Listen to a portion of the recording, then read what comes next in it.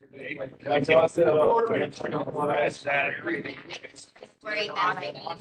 don't want it to waste. There's a lot of those ones.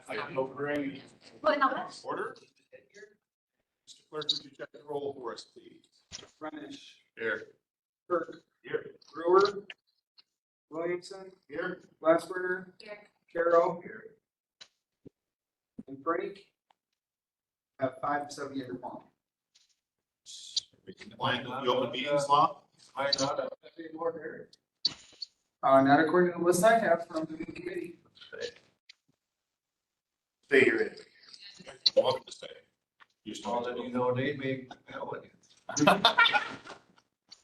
Are we compliant with open meetings law? The meeting was probably noticed, Mr. Chair. Very good, thank you. We have before us an 11-point agenda. Motion to approve that. So moved. Motion by Renish, second by Glassbrenner to approve the agenda. All in favor, say aye. And we have minutes from February 20th. It's been a while.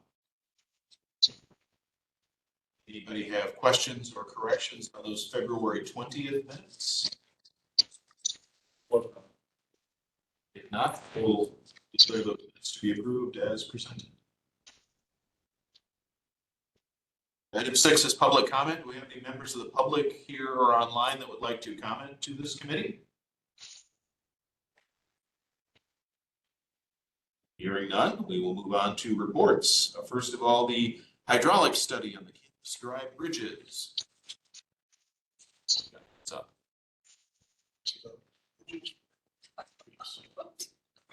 Okay, so campus bridges.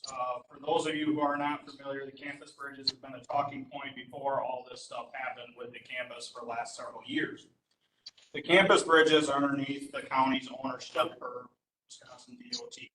Unfortunately, however, we cannot go through the normal routes applying for funding for replacement of those bridges because they sit on a private drive. The only way to get funding through the normal streams of STP rural funding schemes is to basically turn those into a public roadway. And the only way to do that is to have the city take them over. This has been tried and failed.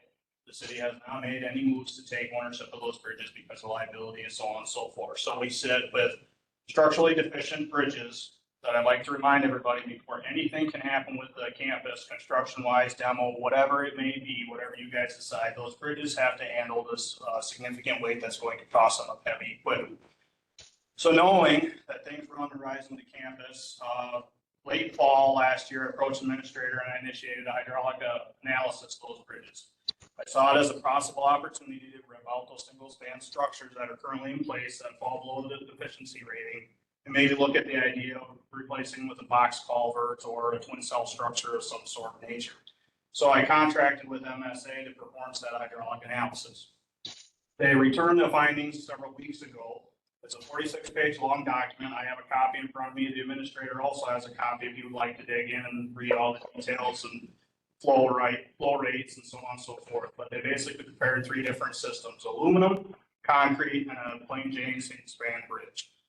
So if you were to do it in-house, one with like a single span bridge or a box culvert, it can be done either of those 2 ways. The aluminum structures, sectional plates or just plain Jane aluminum structure, does not handle the hydraulic flow, nor does it meet the size parameters that need to be in place. Concrete box culvert, twin cells, do meet parameters, but they still don't handle a flow rate over 100-year flood. So it's recommended by the DNR along with MSA to do a single span bridge. Now they threw together simple designs for the single span bridge and they accommodated with adding additional sidewalks on there to allow for foot traffic across the bridge.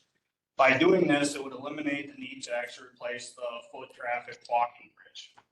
Okay, so with that being said, we look at the cost for this.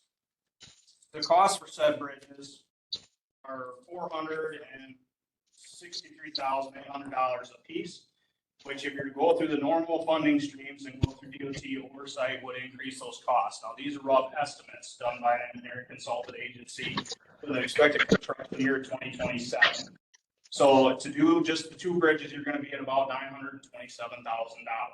Okay, if you were to proceed forward with it, keeping that aesthetics, having that walking bridge, that's another $175,000. Or you just remove the walking bridge, which would cost you about $70,000. Now, I want to keep keep you guys aware that these are only estimates. These are not biblical by any means possible. They are an estimate. You will not actually receive construction costs till you put it out for bid. But I just want to remind everybody before anything happens with these buildings at the campus, any heavy equipment moves in, those bridges do have to be replaced because they're already rated to a lower tonnage. I think one's at 10 ton and the other one may be about the same. So that's what I have for you. We have to put two of them back again, John? It would be wise to put two to meet traffic. And if they came in construction, they would be able to work on one bridge, but leave the other one open and then switch out when they were done. Just thinking about the traffic we had with the campus, I see the two. And it does make a difference where we end up with the campus. We could get by with one there. So there's no real law that says we have to do two of them. There would be no law, but I mean, from how I would look at it is I would maintain two bridges out there because otherwise you're down to one access point and one of those 100-year floods that we get on a regular basis, if that something was to happen, you totally block all your access. Have you looked at them yourself? I was always wondering if we did one new bridge, got the tonnage back up to what, 80,000 or whatever. You expect them for about 80 to We 120,000. had the better of the two, just had a lower weight limit where only cars could be there. Does that make any sense at all? Those bridges, before too long, they will not be able to handle the weight of regular traffic on them, Even for a car. even for cars. MSA recommends replacing them in the very near future. Just the amount of damage. What happens over time is water gets into the concrete and the rebar substructure that's underneath that concrete rots and rusts away. The amount of spalling damage on the outside, the abutments of those bridges are in very poor shape. I don't understand the hydraulic study, because if they had walked downstream 250 yards downstream now, there's an aluminum bridge in there that's been through two floods, and I hope that I put it in. So when they tell me that they don't have the flow rating, I scratch my head, but they're never wrong. So I'll review appendix 6, let's bring it up here. Correspondence from the DNR that may answer that question. And I'm pretty sure I know that the guy that we did that bridge, he had contact with the DNR. So they maybe things have changed. For the last two massive floods, probably 15, 20 years ago. Is it the one on Trout Habitat, Josh? Correct. Or So maybe- correspondence, Probably so the DNR did work hand in hand with MSA on this issue, and BARDA was consulted on this issue, and it says, hi Josh, I was able to connect with the fishery staff and got some good background. The stretch of Brush Creek holds a moderate abundance of broken brown trout that has good temperature and stream characteristics to hold and manage a system for trout. DNR does plan to further address the stretch in upcoming master planning efforts and intends to pursue a stream bank easement through the stretch, hopefully leading to more active management of trout and trout habitat. Given that, we feel a slab span bridge would be most beneficial option for the current resource and potential future management. It's not just adding fish, they're going to open that up and clean it up. Yeah, that's why they don't like box culverts. Correct. Fish. What was the document you just read from? This is just email correspondence between MSA and the DNR. Could you put that, the 47th think page in our folder for reference? It can be added, yes. The reason why I did not put it in your folders is because 46 pages of a lot of numbers and hydraulic studies and stuff. I felt the best if I give an overview of it. And if you'd like to further investigate it from there, you can either obtain a copy from me or the administrator. We can go over it.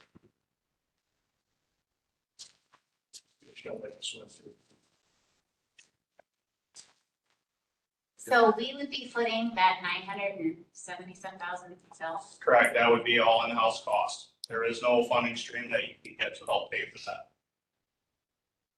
Question.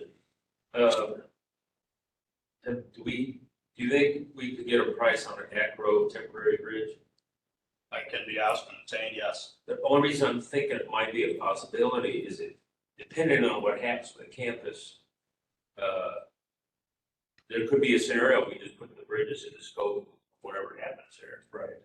That is what we have to do. Yeah, and so I'm just saying, in the sequence of how things happen, you might still need to get across the stream, but an macro temporary bridge might bridge that gap.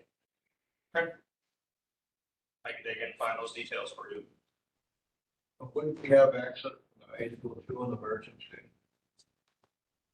Is there access over to the high school from there? I There's no road there. There's no road, there's right of way, but there's no road. Right. Right away, but no road. Mr. Reddish.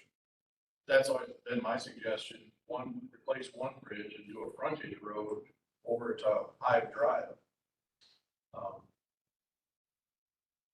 Then you potentially have got that frontage road if you wanted to, build a new jail or something like that, that's not. Josh, what would a road I was cost? going to say for the cost of obtaining said land and putting in a frontage road and building it to spec, they're probably been cheaper to put in a bridge. Yeah, it'd be a bridge. Well, again, I was looking at future development with the road. Bottom that, depends on what you're thinking. Right, so. Yeah, I believe where if I'm remembering right, the right of way is from like where Hive Drive curves there, kind of straight over towards the back area of the campus property, so. Yeah, his floodplain. Or Simons. When he was here that night, he said his floodplain tied up to the volleyball or the tennis court, whatever. So how many ARPA dollars do we have left? No, Well, Not I enough. mean, this begs the question for me, when I was having this discussion with Josh, on these bridges is, do we really want to wait? Is this something we should wait on? Because one way or the other, we're going to be demolishing or we're going to be refurbishing. Either way, that's heavy equipment that needs to come in and out. We can't do either one until we have bridges. And if we wait, drag our feet, and then, oh, here, we know what we're gonna do, here's a plan of action, and then we've gotta wait another 6 months to a year, because we gotta get bridges. So you're thinking 3 years. I mean, I don't know what it takes to do a bridge. I You're thinking ARPA right now. May I interject? Go ahead, Josh. You got 2 bridges, right? Nothing says you have to do both bridges in 1 year. My recommendation for being in a floodplain and access to said facility is to maintain 2 bridges, remove that walking bridge. But maybe just do 1 bridge this year and 1 bridge the next year, or, 2 years down the road, whatever it may be, to ease the cost. I mean, 490, or 460 some $1,000 goes quite a long ways. but what bridge is what, 10 ton, the other one's 25 or I something believe like so. that? We just do the worst one first. I would do the main access coming off over by the, I do the west, right, because that doesn't mean, depending on what happens out there, we need to put it there. right. And these Or we may move that. That's my point too, yeah, just. These are just plain cookie cutter bridges that they have basically thrown together for design. They have no aesthetics as far as, breaking anything. The only thing they have added is the sidewalk. And that's kind of how some of these bridges got bumped up because they couldn't cut it.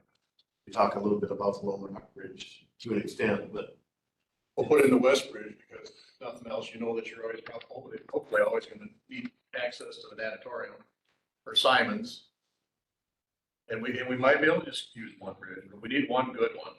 We got We should one probably- replaced, that would give us access for construction equipment to get out there and open up possibilities of doing other things.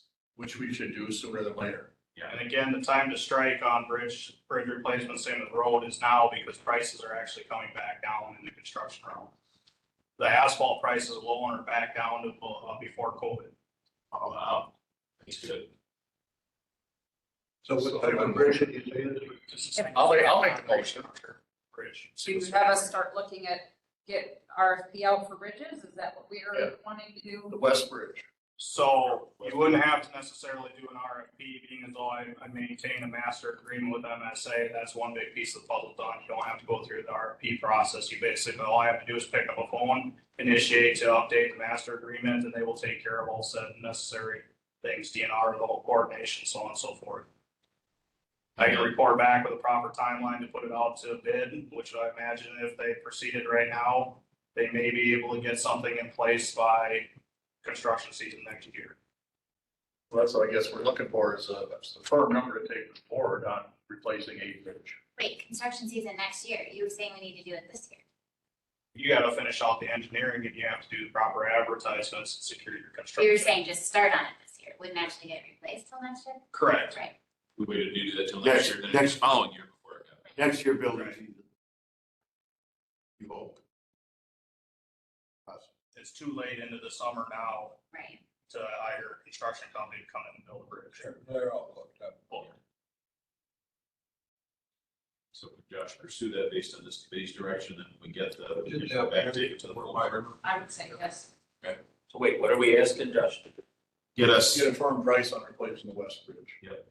Ex- Maybe I should know that, but I don't. Explain the MSA thing instead of going out for bids. So being as though I did a master agreement with MSA, Who are they?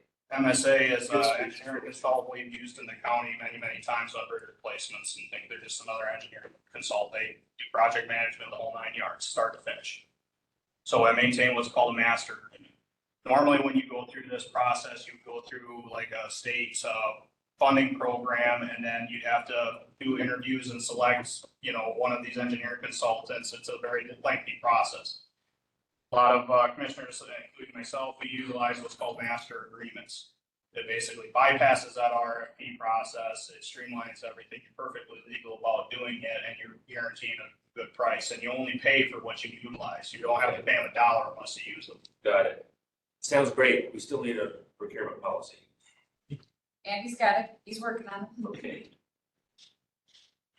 so if we're just having you do that, we don't need a motion necessarily at this point. Because we're not passing it on to. No, we're not passing it on to board. We're just asking him to gather the data and bring it back. Understood. Firm, please. Okay. While you're doing that, we'll try to find $500,000.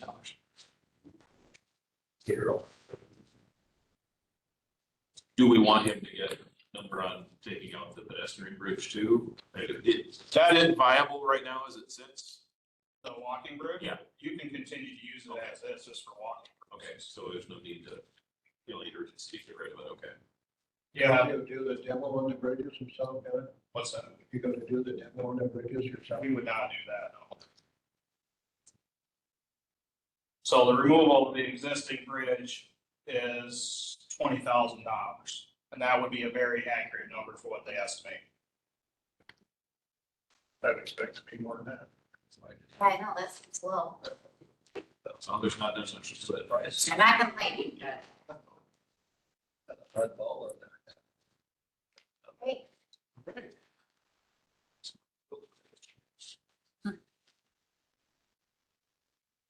Any other questions for Josh while we have?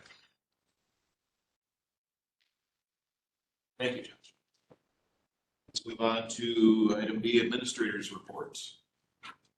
Okay, so since we received the memo from the campus, I have been in contact with the Alumni Association, about items for removal from them. The Campus Foundation has spoken to me because they weren't getting a lot of clear direction.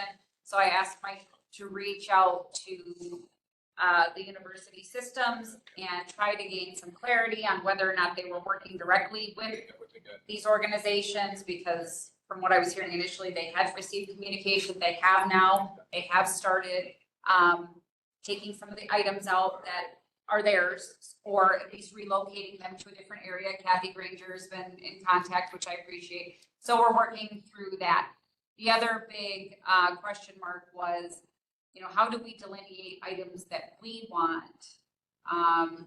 Did they want us to mark them? How did they want us to do that? And it was basically, we were told it's an all or nothing. And so we decided to go for the all and not the nothing.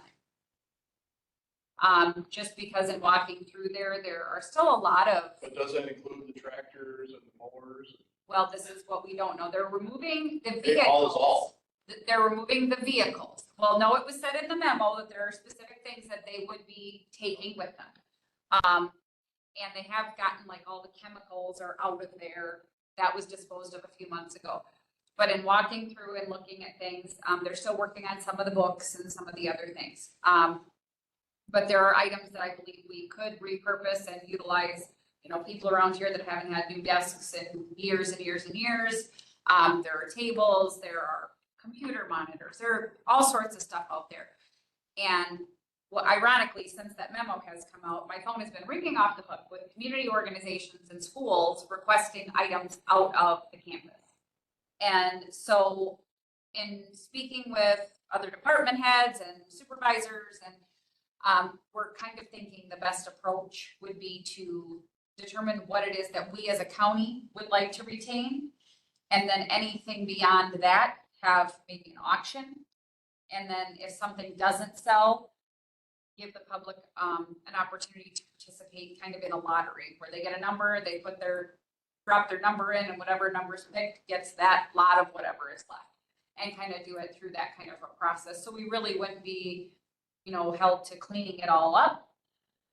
We maybe make some revenue on what is there that we can't potentially use, that we could use for some of the repurposing, whatever we need. And, maybe give some of the items that are left in there, chance community partners and schools and whoever, they could get some equipment or things that they need maybe at a little bit of a lower cost. So that's just what we've initially kicked around. Need to do an inventory then. Eventually, we're gonna have to go through and kind of see what's there. I don't know that we'd have to inventory every single item, but that would take a long time and a lot of manpower. And I don't know that that's, The cost to do so would far exceed the value of Yeah, what we I think we could maybe go around, take some pictures but for us, if we just kind of get an auction company is what we were kind of thinking. So maybe we could do it online and walk through. And there are some that'll come in and they'll take the pictures, they'll do all of that. They do an inventory essentially. Right, but we wouldn't do Right. it, they would do it. So that's just one idea, one thought. But, we don't have the resources to be able to necessarily go in and catalog everything again. There's just a lot of stuff, and we also don't want a free for all where people just go and start grabbing stuff, so. well, that's the other thing that's a little bit frightening is there are a lot of keys floating around to those buildings that we don't even know who has them and what they can get into. But the fact of the matter is, it doesn't really seem to make a lot of sense to rekey a bunch of those buildings either, because we don't know their fate. And that seems like a lot of money to be spent in an unknown situation. We have to hold items in an area, perhaps we could secure one area or something. And that's what we were sort of thinking, we as a county, if there are items that we know we would like to retain, maybe we could cover the floor of the gym to protect it, and then house the items that we maybe would want that we can't use right away, in the gym. Because again, but you can what if this to death, but what if these buildings aren't deemed appropriate either? So then do we really want to move desks and whatever into this building only to then move them into a different building? But then again, that could be years down the line. There's so many what ifs here that. I think we need to figure out a way to secure it though, because we don't know who has keys. What are we gonna do about security? Come that day, it's where we take full charge of it. Well, and that's part of what the walkthrough person will be there, hopefully daily. Adam, you guys will be out there. Certain doors, I think we could probably chain, but not all of them have a secondary door where we could do that. So that's where it gets. And to maintain emergency access to the building, you'd have to do it in such a way that fire department could get in there if they had to, or, Yep. So lots of different considerations, but Mhm. we've had all of 3-4 weeks to be thinking about this, so yes. There's just so many unknowns Yeah. that, because at the end of the day, if they turn it over to us and we have an auction and we get everything cleaned out and they're sitting there in their empty buildings, I think then, okay, are they viable buildings? Are they not viable buildings? If they're not viable buildings, does it really matter? If they are viable buildings, yeah, we gotta make sure we're protecting them. I mean, Well, the other. liability, Yeah, we don't want to open it up to the potential of squatters moving Right. in either. 'cause There's that's happened in liability. this community, so. yep. We've had So, big houses, people who have taken up residence in basements. so there are, Union School. We had to have it right here. so yeah, there are a lot of things to consider. So And other than that, at this moment, UW Platteville still controls it. Yep. And They have been working on, there are organizations that have some of their stuff in there. It's not Platteville stuff, it's not our stuff. And so we're trying to facilitate them getting access to get their stuff out the Yep, best we can. yep, the Alumni Association, the foundation are working through that right now. So then what happens after that, we have to wait and see. Well, tomorrow is the deadline for them to have that stuff out. And then June 30th, I Yes. believe, is the deadline for Platteville to have all of their items out, so. The May 15th was the deadline that UW System gave, which I think caught UW Platteville as much by surprise as it did us. So I don't know how stuck on that date they will be in actual implementation, but that was their stated desire in the memo, so.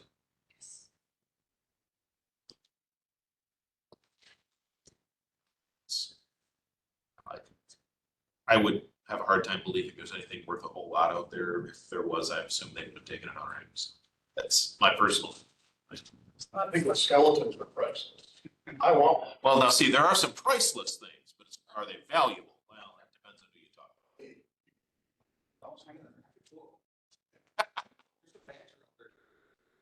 Yeah, that whole room was. about. These things are interesting work. Well, there's what, about 8 or 10 skeletons there. You can ask quite a few. Any other questions for Candace on status with the campus? I have a future agenda item. All right. One of the bullets should be titled just what if. You can always go to that. Well, we'll know, maybe a little bit more. But it doesn't mean. But what if when? So We it sounds really like don't know a lot till July 15th, is right? for our next meeting, it sounds like we will want to look at what information Josh gets us about the bridge. Assuming he's able to get it by next meeting.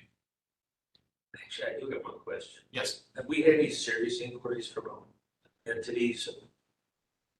I suppose that depends on what you define as serious. I've had a couple of entities reach out and just inquire.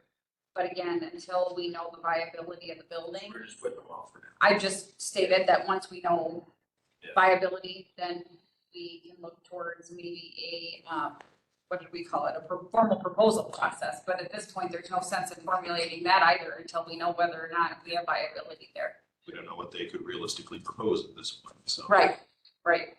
If you're even thinking about separating the buildings for different purposes, then you should almost separate the utilities, where each one has its own boiler. That is definitely a factor.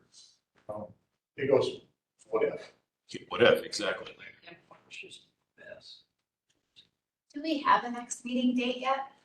I'm just pulling that up. We That's want to do item the same 10. thing we just did, Which is, June 11th, and then Be right after executive. we need it on June 11th after. We can always cancel it if we have nothing to discuss, but So June 11th, that would be 6:30, I guess. What do we get? 6:30, or we could adjust the time if we think executive's gonna run longer, since most of us are on Is executives. everybody, but it's, if you're gonna adjust it, is everybody's on the executive committee on reconfiguration? No, Artie, Marty's the only one that isn't. Bob Bob is. is, he's just not here. Marty Galt, unfortunately. oh. This then Tuesday? it's not the- Yes. Yeah. It's Tuesday. So 6:30 or 11. Tentative 6:30 to 11, yeah. Motion to adjourn. By Reddish to adjourn, Second. second by Williamson, all in favor, say aye. All right. Gary's not here. That's right. Did you talk him into sticking around? I totally got what He he wanted wanted. to talk to Josh.